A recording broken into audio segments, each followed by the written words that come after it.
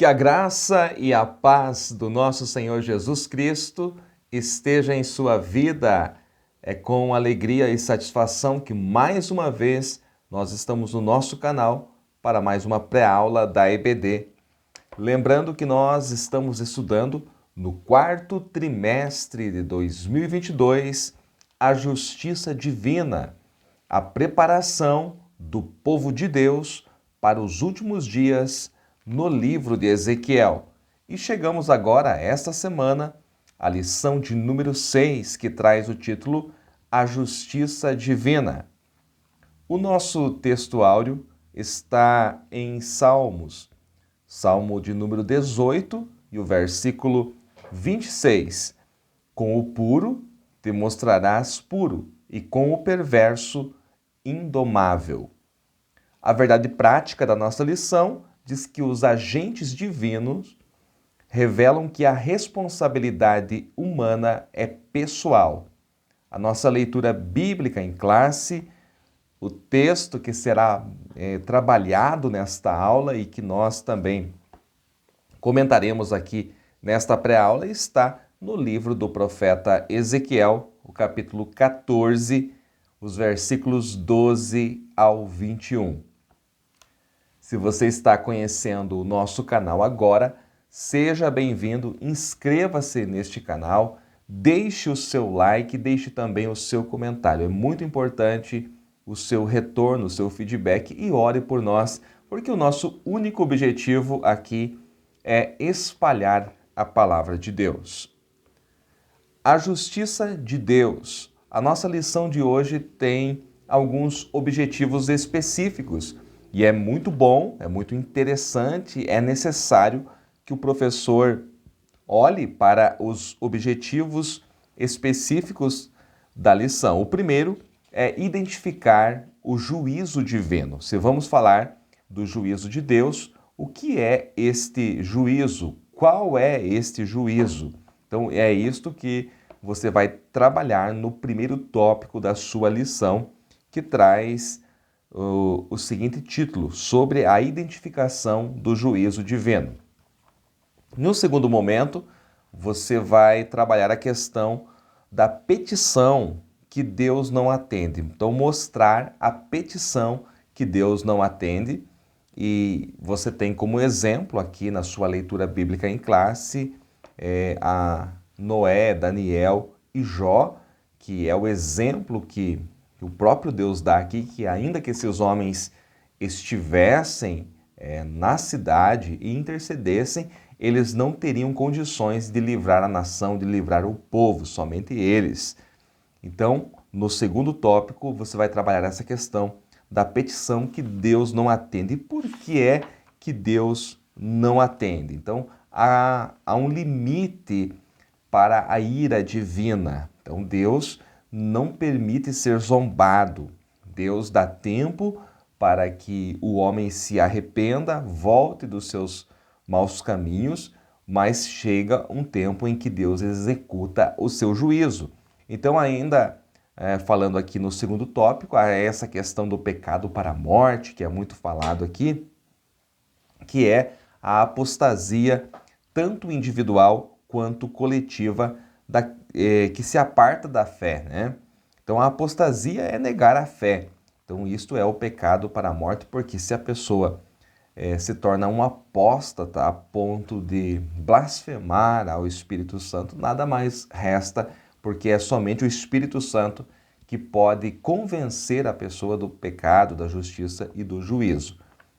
No terceiro tópico, você tem a intercessão de Noé, Daniel e Jó. E o terceiro objetivo é justamente refletir a respeito da intercessão de Noé, Daniel e Jó. Então, este é o conteúdo da lição aí que você vai trabalhar nessa semana, a justiça de Deus, lição de número 6.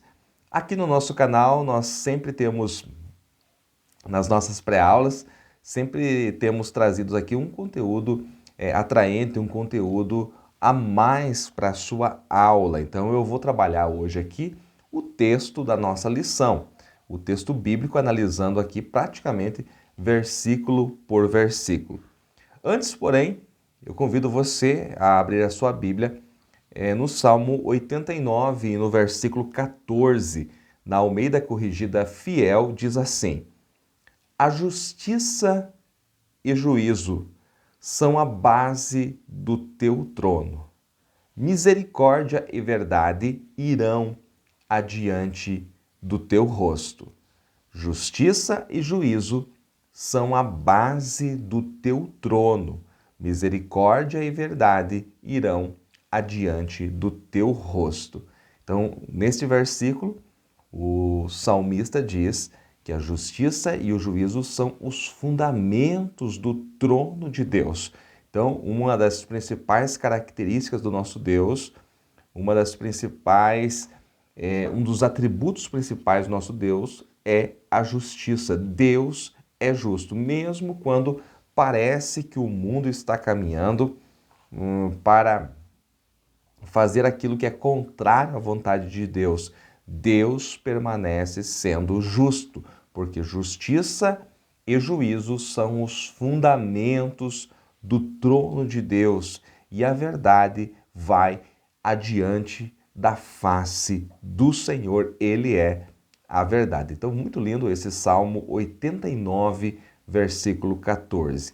A palavra justiça, a palavra hebraica para justiça aqui neste contexto, ela pode ser traduzida também como retidão, como correção. Fala daquilo que é direito, daquilo que é normal, daquilo que é justo. E Deus, o nosso Senhor, Ele é justo. O nosso texto áudio, que está também nos Salmos 18 e 26, diz que com o puro te mostrarás puro, e com o perverso te mostrarás indomável. A palavra indomável aqui fala daquilo que é inflexível, ou seja, ninguém pode resistir ou parar a ira de Deus contra o perverso, ou seja, a sua justiça.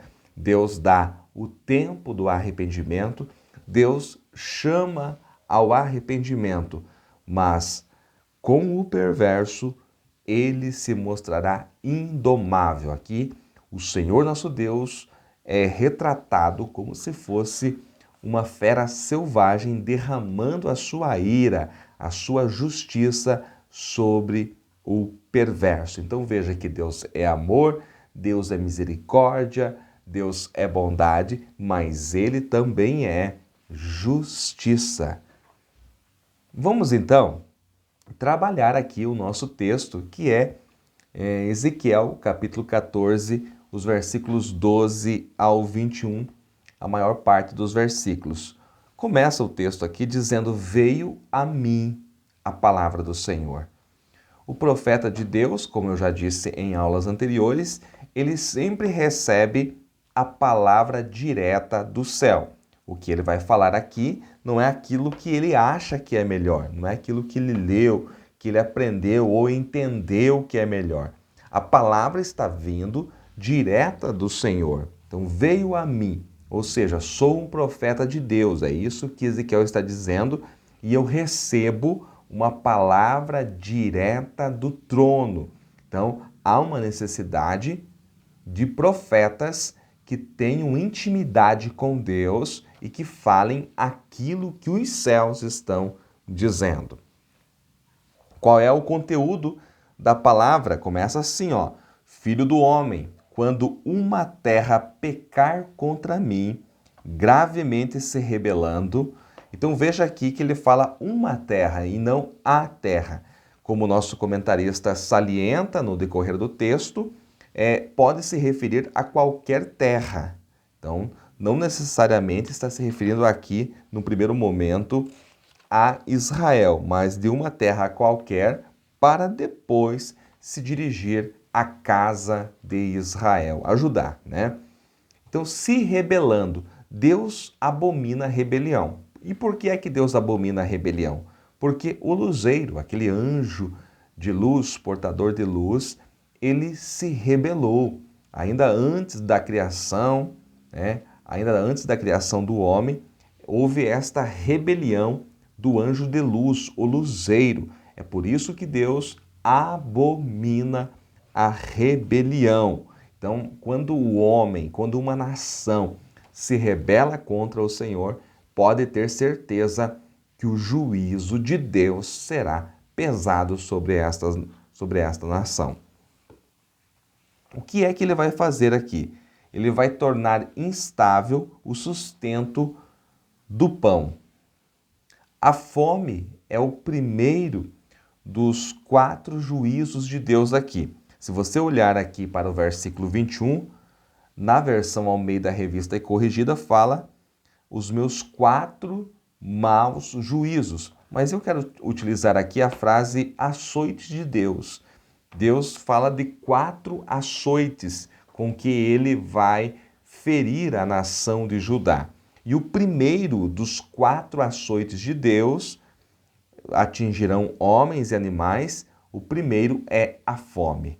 A fome é a escassez de alimento, é a escassez de comida, de água. E isto atingirá os homens e os animais, uma vez que Deus fecha os céus, que Deus não dá a chuva à terra, a terra não produz. E pensa que nesse tempo o pessoal vivia somente da agricultura e da pecuária, não havia indústrias. Então, eles plantavam muito, plantavam tudo que comiam e também criavam os seus animais. Havia imensos rebanhos, né? Principalmente de ovelhas, né? De bodes, cabras. Havia rebanhos imensos e eles se alimentavam, né? Eram mantidos por esses rebanhos. Uma vez que Deus fechava os céus para não dar a chuva, a terra não produzia, também não havia alimento para os animais, não havia água. Então, com isso, a fome era o primeiro dos 4 açoites de Deus que atingiriam a terra. Nós vivemos dias em que há fome, mesmo no Brasil, que nós temos poucos registros, mas há países no mundo em que a fome domina, principalmente na África, você sabe a situação, que são países que as pessoas lutam pela sua sobrevivência. Talvez este seja um juízo de Deus também. Mas aqui Deus está falando que ele, de forma específica, vai se utilizar deste juízo, deste açoite. A fome é o primeiro deles. Versículo 14. Ainda que estivessem no meio dela, né, dessa terra, esses 3 homens, Noé, Daniel e Jó, eles, pela sua justiça, livrariam apenas a sua alma, diz o Senhor Jeová. O que é que o texto está falando aqui? Que a responsabilidade, ela é pessoal. Ninguém pode transferir a justiça a outro. Então, a responsabilidade é de cada um. E é esse o teor da nossa lição hoje aqui. Versículo 15. Se eu fizer passar pela terra nocivas alimárias e elas, a assolarem. Aqui está falando de animais nocivos, bestas. Este é o segundo dos 4 açoites de Deus. Animais selvagens, bestas feras, deixarão a terra devastada. Então, este é um mal que às vezes talvez seja desconhecido de muitos. Deus utilizando-se da própria natureza, de animais selvagens, para assolar, para castigar os homens que abandonaram a sua justiça. No versículo 16, diz que ainda que esses 3 homens, quem são? Noé, Daniel e Jó, estivessem no meio desta cidade, vivo eu, diz o Senhor Jeová, que nem a filhos nem a filhas livrariam, mas só eles ficariam livres e a terra seria assolada. Noé, Daniel e Jó não poderiam salvar sua própria família. Somente eles seriam libertos, mas a terra seria assolada. Mais uma vez, destacando a questão da responsabilidade pessoal. Lembro-me do texto que está no livro do Gênesis, capítulo 18, quando o próprio Deus, em forma teofânica, vem até Abraão para anunciar a destruição de Sodoma. Abraão questiona com Deus, mas tu irás destruir o ímpio com o justo, se houver lá 50 justos. Mas daí Abraão lembra que não tem 50, não deve ter. Ele vai baixando, baixando e vai intercedendo porque o seu sobrinho Ló mora em Sodoma. E chega a um determinado ponto que Abraão diz o seguinte, é o versículo de número 25, capítulo 18, versículo 25. Esteja longe de ti fazer segundo essa maneira, matar os justos com os ímpios, e que os justos sejam como os ímpios. Isso esteja longe de ti. Não fará justiça o juiz de toda a terra? Então esse texto aqui afirma, na verdade, nesta pergunta de Abraão, quem é o juiz de toda a terra é o Senhor, Jeová. E na verdade não haviam 50, nem 30, nem 20 justos em Sodoma. Então Deus, por causa da fé de Abraão, livra somente Ló e a sua família, até mesmo a sua mulher que estava saindo, olhou para trás e ficou numa estátua de sal. Então apenas Ló com as suas filhas escaparam desse juízo, mas Sodoma, a terra, foi destruída. Versículo de número 17. Ou se eu trouxer espada sobre a tal terra e disser, espada, passa pela terra, e eu arrancar dela homens e animais. A espada aqui é o terceiro dos 4 açoites de Deus. A guerra, ela tem um poder devastador sobre os homens e o Senhor Jeová pode enviar guerras, espada, para destruir uma nação. E quem pode livrar-se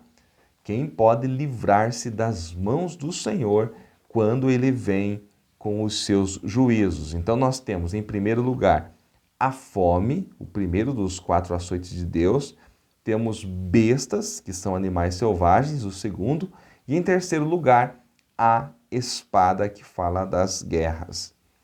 No versículo de número 19, eu estou pulando o 18 aqui, porque ele pergunta novamente, né? Ele fala novamente, melhor dizendo, que ainda que estivessem no meio desta terra os 3 homens, né? Noé, Daniel e Jó, eles não livrariam ninguém, nem seus próprios filhos. E o versículo 19 nós temos o seguinte, ou se eu enviar a peste sobre a tal terra e derramar o meu furor sobre ela com sangue, para arrancar dela homens e animais. A peste é o quarto dos 4 açoites de Deus, né? A peste dos animais afeta um dos principais meios de sobrevivência da nação. Então, os animais, os rebanhos, como eu já falei há pouco, é um dos principais meios de sobrevivência. E uma vez que a peste vem sobre os animais, a alimentação, a sobrevivência dos homens está ameaçada. Versículo 20. Ainda que Noé, Daniel e Jó estivessem no meio dela, vivo eu, diz o Senhor, que nem a filho nem filha eles livrariam, mas só livrariam a sua própria alma pela sua justiça. Então, no versículo 20, nós temos aqui novamente esses 3 personagens bíblicos. Noé, ele aparece lá em Gênesis capítulo 6, versículo 9. A Bíblia diz que Noé era um homem justo, que ele andava com Deus também. O nome Noé significa em hebraico repouso. Ele é o pai da humanidade pós-dilúvio. Somente ele e mais 7 pessoas sobreviveram ao dilúvio. Depois nós temos Daniel, que, como o nosso comentarista diz, há uma discussão se é o mesmo Daniel, mas provavelmente é o mesmo Daniel, né, do profeta, aquele que escreve o seu livro e que estava na Babilônia, só que ao invés de estar como Ezequiel lá na plebe, junto ao rio Quebar, Daniel foi trazido na primeira deportação e estava no palácio. O nome Daniel significa Deus é meu juiz, Deus é meu juiz. E ele foi um exemplo de integridade e fidelidade a Deus. Temos também Jó, o patriarca Jó, um homem reto, íntegro e temente a Deus e que fugia do mal. Um exemplo de integridade, de moral, é Jó, né? Que por mais que foi cercado ali pelos seus amigos, entre aspas, Deus o justificou e o seu último estágio foi muito maior do que o primeiro. Esses três homens, com toda a sua história, com todo o seu legado, não poderiam livrar uma nação da justiça de Deus. Somente a justiça de Cristo, ela é extensiva a todos os pecadores que creem. Então essa parte aqui, essa última frase está na sua revista, é um recorte, abre aspas. Somente a justiça de Cristo é extensiva a todos os que creem. Então, homem nenhum, por mais bom que pareça ser, por mais que faça as suas boas obras, pode transferir a sua justiça para alguém. Mas Cristo, sabendo da minha necessidade, ele sim cumpriu aquilo que eu não poderia cumprir, e a justiça de Cristo na cruz, ela é extensiva a mim e a todos aqueles que creem, que são salvos pelo sangue de Jesus. Versículo de número 21. Porque assim diz o Senhor Jeová: quanto mais se eu enviar os meus 4 maus juízos, ou seja, os 4 açoites juntos, a espada, a fome, as nocivas alimárias e a peste contra Jerusalém, para arrancar dela homens e animais? Então, se cada um destes 4 juízos já era um castigo pesadíssimo, quanto mais os 4 ou todos juntos era o que viria sobre Jerusalém, a justiça de Deus. Qual é a lição principal que eu aprendo aqui? É que há perdão quando há arrependimento. E Deus chama o seu povo ao arrependimento. E Deus espera que o seu povo se arrependa. Mas o cálice da ira divina vai se enchendo até que ele derrama o cálice da sua ira sobre o povo que ele tanto ama. E como que ele derramou este cálice da sua ira? Permitindo que Jerusalém fosse invadida, saqueada, permitindo as investidas do rei da Babilônia e permitindo que o seu povo fosse levado cativo. Então, há perdão sim, quando há arrependimento, mas não se pode perder o tempo da sua graça, o tempo da visitação. E aqui eu me lembro, para encerrar esta aula, das palavras de Jesus em Lucas 19:44, o finalzinho do versículo que diz: pois tu não conheceste o tempo da tua visitação. Se tem algo que nós não podemos perder, é o tempo da graça, é o tempo da visitação divina. Que Deus em Cristo abençoe a todos, em nome de Jesus.